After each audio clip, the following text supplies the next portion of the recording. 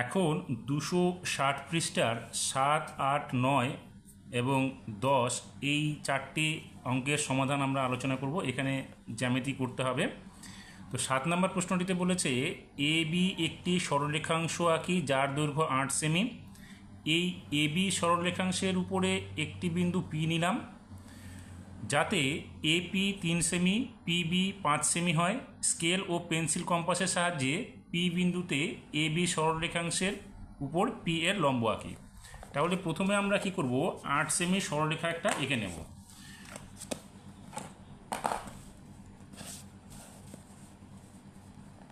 আমরা এখানে কি করলাম, এখানে একটা 8 সেমি দৈর্ঘ্যের সরলরেখা এঁকে নিলাম।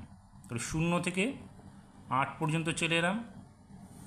এটা নাম দিব কি, আমরা বলেছে এ বি নাম দিতে, তাহলে এখানে নাম দিলাম এ এবং এখানে নাম দিলাম বি। এখন কি করতে হবে, বলেছে এই এ বি সরলরেখাকে এমনভাবে ভাগ করতে হবে এপি 3 সেমি এবং পিবি হচ্ছে আমাদের 5 সেমি। তাহলে এটাকে আমরা ভাগ করে নিচ্ছি, এখানে যে 3 সেমি কেটে নিচ্ছি প্রথমে। তাহলে এখানে 3 সেমি আমরা পর্যন্ত একটা বিন্দু নিয়ে নিলাম, এটার নাম দিলাম হচ্ছে কি পি। তাহলে এটা হচ্ছে 3 সেমি, এটা হচ্ছে 5 সেমি। এবার এই পি বিন্দুতে কি করতে হবে, পেন্সিল কম্পাসের সাহায্যে এ বি সরলরেখাংশের উপর একটা কী করতে হবে, লম্ব আঁকতে হবে। তো লম্ব আঁকার জন্য কি করব, আমরা এই পেন্সিল কম্পাসটা এই পি বিন্দুতে বসাবো, বসিয়ে যে কোনো মাপের একটা বৃত্তচাপ আমরা এখানে আঁকবো। তাহলে এখানে আমরা কি করলাম, এইভাবে একটা বৃত্তচাপ এঁকে দিলাম। এই বৃত্তচাপটি কী করব, এবার যে বৃত্তচাপ নিলাম তার থেকে একটু বেশি করে যেখানে ছেদ করলো, এই এ বি সরলরেখার উপর এখানে ছেদ করলো, তো এখান থেকে আমরা উপরে একটা এইভাবে বৃত্তচাপ অঙ্কন করব।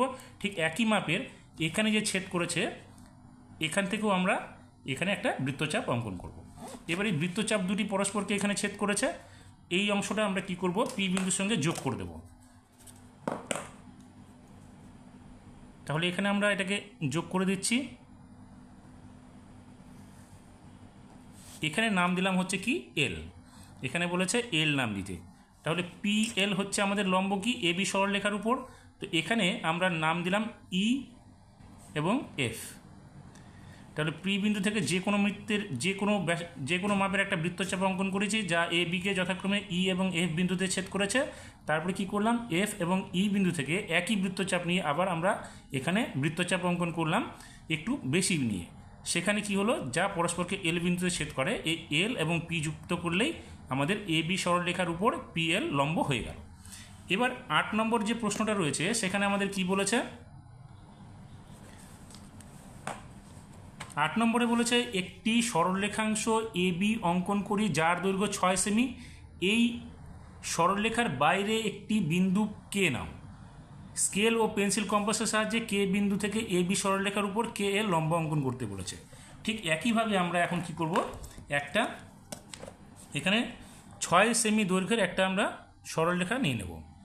তাহলে নাম দিলাম আমরা 6 সেমি সরলরেখার দৈর্ঘ্যটা। 0 থেকে আমরা 6 পর্যন্ত বিন্দু দুটো যোগ করে দিচ্ছি, আর নাম দিলাম আমরা কি এ বি। তাহলে এখানে নাম দিলাম এ এবং এখানে নাম দিলাম বি। এবার কি বলেছে, বলেছে এ বি সরলরেখার বাইরে বলছে একটি বিন্দু কে। তাহলে আমি ধরে নিলাম যে এখানে একটা কে বিন্দু নিলাম, কে এই কে বিন্দু থেকে এ বি সরলরেখার উপর আমাদের লম্ব অঙ্কন করতে হবে। এটা অঙ্কন করার জন্য আমি কি করলাম, খাতাটাকে একটু ঘুরিয়ে নিলাম। তাতে কী হবে, অঙ্কনটা করতে আমাদের খুব সুবিধা হবে। আমরা কি করলাম, এই কে বিন্দুতে কাঁটাটা বসালাম পেন্সিল কম্পাসের, বসিয়ে যে কোনো একটা মাপের বৃত্তচাপ এমনভাবে অঙ্কন করব যেটা এ এবং বিকে ছেদ করবে।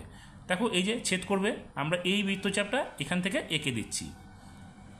হয়ে গেল। এখানে ধরে নিলাম আমরা এখানে ই এবং এফ বিন্দুতে ছেদ করলো, তার ই এবং এফ বিন্দুতে ছেদ করলো। এই ই এফ থেকে আবার একই মাপ নিয়ে আমরা কি করব, পরপর দুটো বৃত্তচাপ অঙ্কন করব নিচের দিকে, অর্থাৎ এই দিকে। একই মাপ নিলে একটু হবে না, দেখো একটু বেশি নিতে হবে, আমাদের অর্ধেকের চাইতে বেশি নিতে হবে। নিয়ে এদিকে একটা বৃত্তচাপ অঙ্কন করব এবং এফ থেকে হয়ে গেল। এবার আমরা ই বিন্দু থেকে আঁকবো, এখানে আমরা এঁকে দিলাম। পরস্পর ধরে নিলাম এখানে এক্স বিন্দুতে ছেদ করে।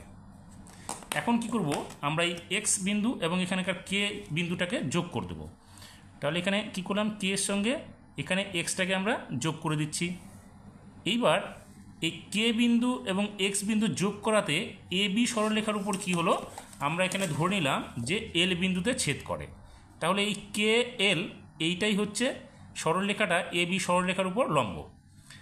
এবার 9 নম্বরে কি বলেছে, 9 নম্বরে বলেছে স্কেল ও পেন্সিল কম্পাসের সাহায্যে স্কেল ও পেন্সিলের সাহায্যে একটি ত্রিভুজ অঙ্কন করো যার নাম হচ্ছে এবিসি। এই ত্রিভুজের শীর্ষবিন্দু এ বি ও সি থেকে যথাক্রমে বিসি এসি এ বি বাহুর উপর যথাক্রমে 3টি লম্ব AP B Q C Q আঁকো। দেখি এপি বি কিউ ও সি আর সরলরেখাংশ 3টি সমবিন্দু কিনা। তাহলে আমাদের প্রথমে কি করতে হবে, একটা ত্রিভুজ এঁকে নিতে হবে। আমরা কি করলাম, প্রথমে এখানে একটা ত্রিভুজ এঁকে নিলাম, নাম দিচ্ছি এবি এবিসি। তাহলে এখানে আমরা প্রথমে একটা ত্রিভুজ, যে কোনো মাপের একটা ত্রিভুজ আমরা এঁকে নিচ্ছি।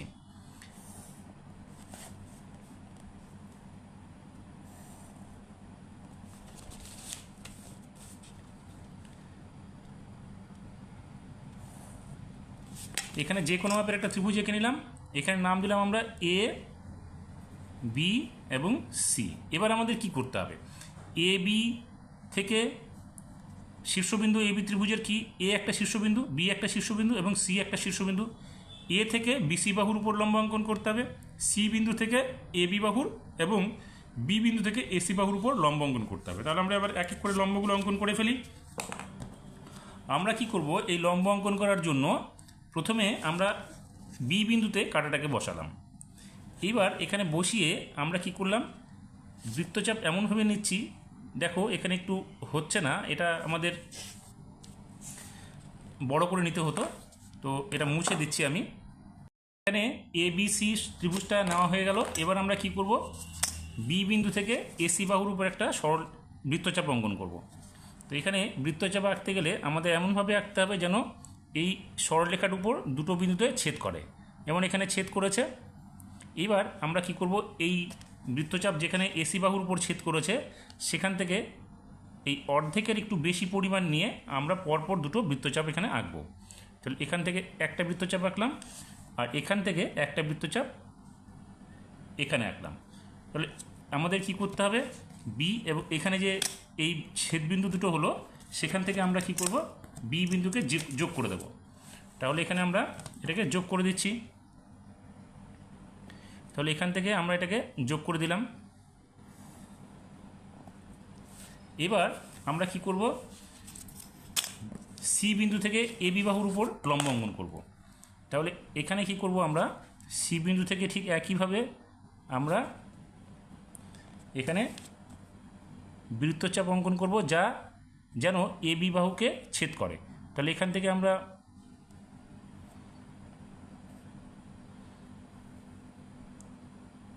এই যেখানে বৃত্তচাপ অঙ্কন করলাম যা এ বি বাহুকে ছেদ করলো। এবার এখান থেকে কি করব, আমরা অর্ধেকের বেশি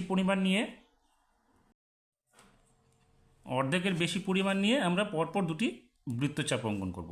তাহলে এখানে বৃত্তচাপ দুটো অঙ্কন করে নিচ্ছি। এখানে দুটো বৃত্তচাপ ছেদ করেছে। এবার আমরা এই ছেদ বিন্দুকে সি এর সঙ্গে যুক্ত করে দেব।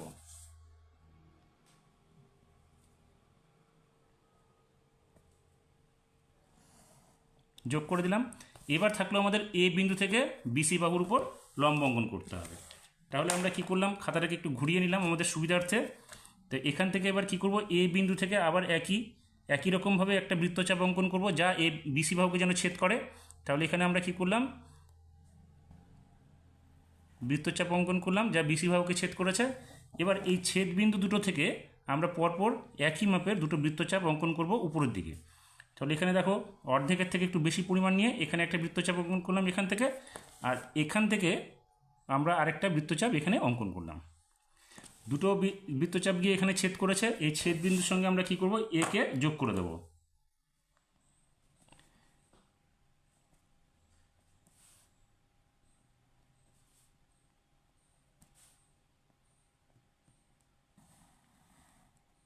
হয়ে গেল। এবার দেখো আমরা এখানে কি লিখব, এখানে আমাদের বলেছে যে এ বিন্দু থেকে বিসি বাহুর উপর নাম দিতে হবে কি এপি। তাহলে এখান থেকে এখানে দিব আমরা পি। তারপরে বলেছে বি বিন্দু থেকে এসি বাহুর উপর, তাহলে বি বিন্দু থেকে এসি বাহুর উপর কী হবে, বি কিউ, তাহলে এখানে আমরা নাম দিলাম কি কিউ। আর সি বিন্দু থেকে এ বি বাহুর উপর যেটা যাবে সেটার নাম হবে সি আর, তাহলে এখানে আমরা নাম দিলাম আর। এবার দেখো আমরা যেখানে লম্ব অঙ্কন করলাম, এ বি বাহুর উপর সি আর লম্ব এবং বিসি বাহুর উপর এপি লম্ব এবং এসি বাহুর উপর বি কিউ লম্ব পরস্পর এখানে দেখো একটি বিন্দুতে ছেদ করেছে, তাহলে এটার আমরা নাম দিলাম এখানে এক্স নাম দিলাম। তাহলে এটা কি সমবিন্দু? এখানে বলছে সরলরেখাংশ তিনটি কি সমবিন্দু? দেখো সরলরেখা তিনটা আমরা একটা বিন্দুতে যেহেতু ছেদ করেছে, তাহলে এখানে আমরা লিখব সরলরেখাংশ অর্থাৎ A P B Q C R সরল রেখাংশ তিনটি সমবিন্দু। হয়ে গেল।